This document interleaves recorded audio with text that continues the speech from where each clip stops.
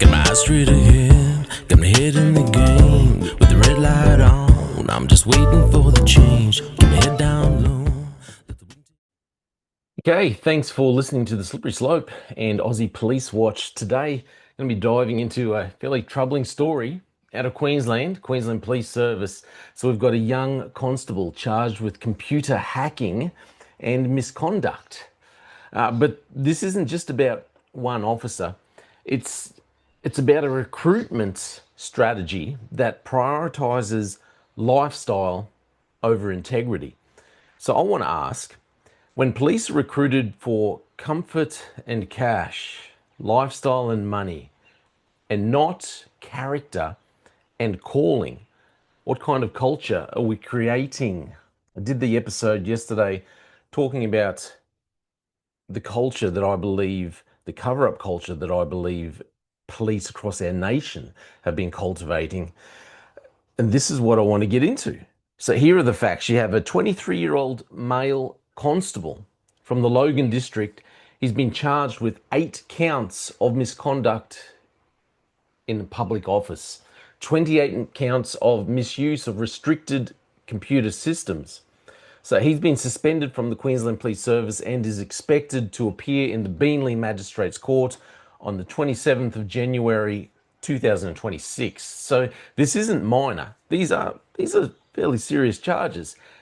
Accessing restricted systems, potentially manipulating or leaking sensitive data. It's a breach of public trust and raises a deeper question. How did someone like this get through the system? So let's look at what the Queensland Police Union president, the former Queensland Police Union president, Ian Levers, said about recruitment. This was in 2023 when Katarina Carroll and what's his name, Mark Ryan, was still in power. Two beautiful people. The QPU, this is quoting Ian Levers, former president.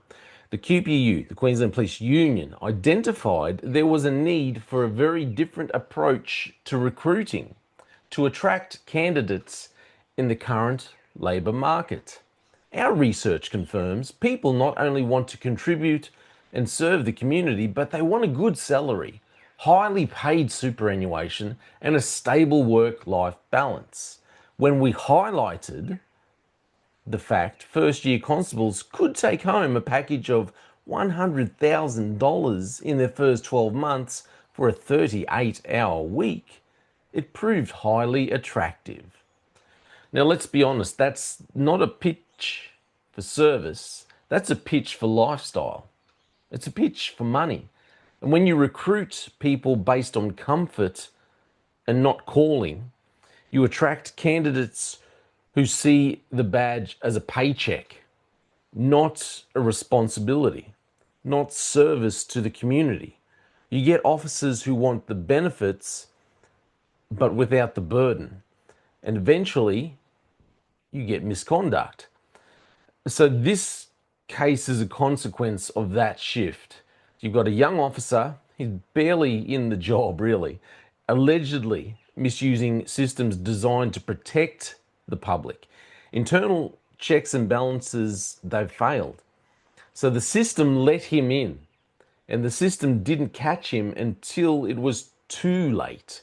So we have to ask, are we recruiting for the right reasons?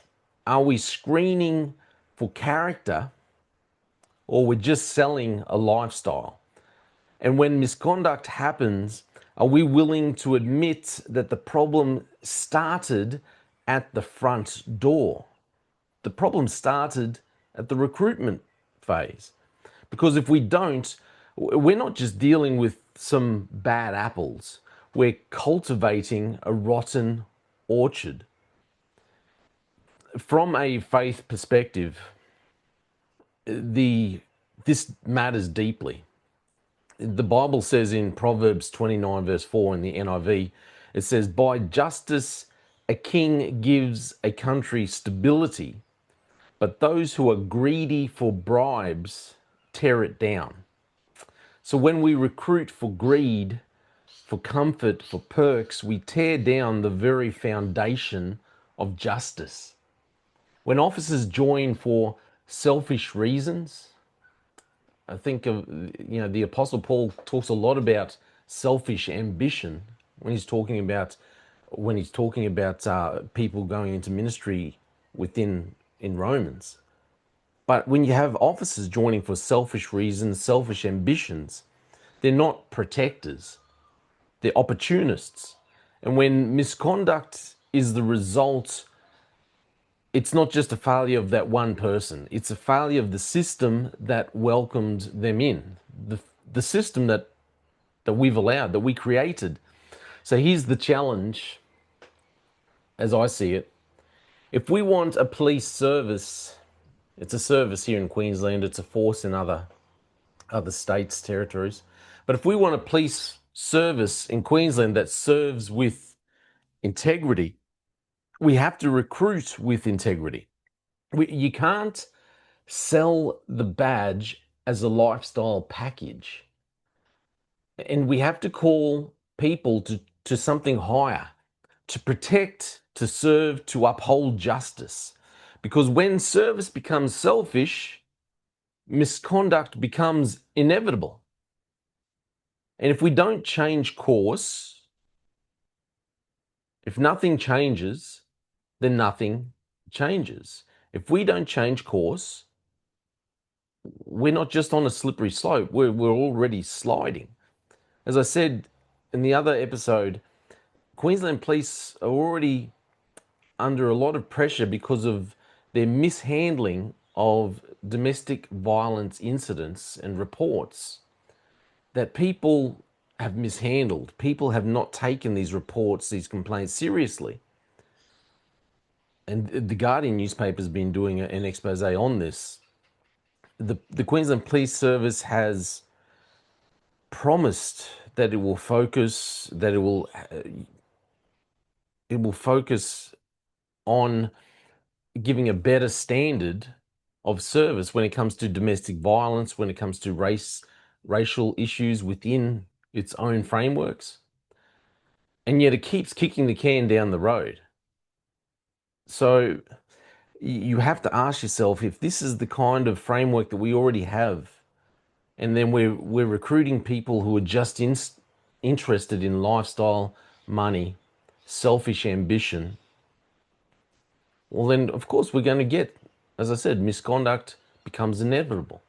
You end up with lazy police officers, lazy police standards.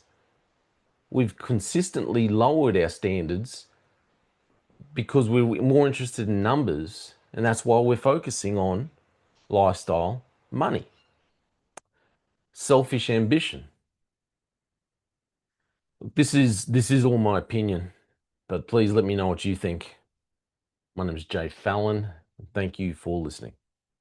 They just fuel a desire that will take me higher. I'm on fire because nothing's going